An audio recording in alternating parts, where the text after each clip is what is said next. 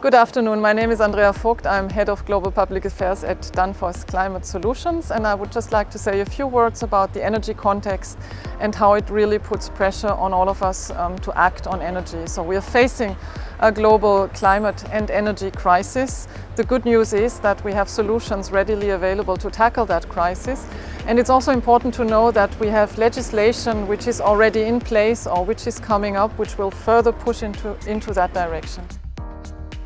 Energy efficiency is going to be, or is already, a top priority. We have what is called the Fit for 55 package in Europe, which looks at the deployment of energy efficiency measures in various pieces of legislation. For example, we have the Energy Performance of Buildings Directive with very concrete angles on pushing short-term energy efficiency priorities.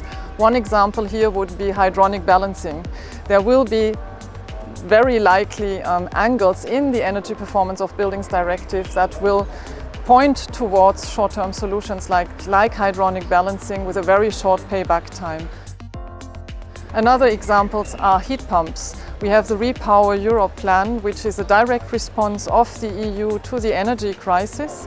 And in that plan, there is a very concrete mention of the deployment of 10 million heat pumps within the next 5 years. So there will be a strong push towards heat pumps.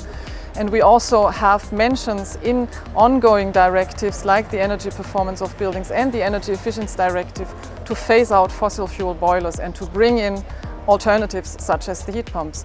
And then we can take it even one step further with sector integration and district energy, which really aims to connect the dots between heat sources and heat demand.